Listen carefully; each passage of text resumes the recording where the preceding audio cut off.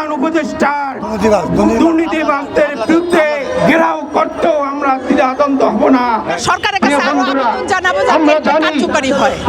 তার অবদান আছে বাংলাদেশে, এই অবদানের পরিপ্রেক্ষিতেই তার নামে আমরা নামকরণ চাচ্ছি। অন্যান্য জেলা শহরে বিভাগে যদি উন্নয়ন হয়, তার বৈষম্য তৈরি না করে সুষম বন্টন করে আপনি বরিশালে একজন আলাদা একটি গঠন, আলাদা একটি সংগঠন তৈরি করে তার বিনিময়ে আপনারা এই বরিশাল বিভাগ উন্নয়নের আওতায় আনেন। যদি এইগুলোর ব্যত্যয় ঘটে, আগামীতে এই বরিশাল বিভাগ সমিতি আমরা ওই স্বাস্থ্য সেবা এবং প্রধান উপদেষ্টার দুর্নীতিবাজদের বিরুদ্ধে আন্দোলন তো চালিয়ে যাব। আজকে শেরে বাংলায় ফজলুল হক বাংলার রাজত্ব করে গেছেন, কোনো অভিযোগ নাই।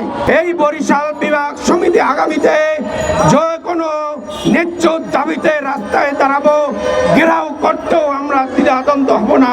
পদ্মা সেতুর নামটা যাতে শেরে বাংলা সেতু হয় সেটার জন্য আমি দাঁড়িয়েছি।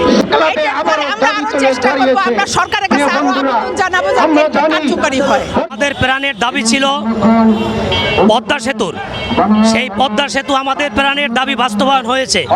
এই পদ্মা সেতুর নামকরণ আমরা শেরে বাংলার নামে আমরা নামকরণ করার জন্য আজকের এই মানববন্ধন করছি। তার অবদান আছে বাংলাদেশে, এই অবদানের পরিপ্রেক্ষিতেই তার নামে আমরা নামকরণ চাচ্ছি।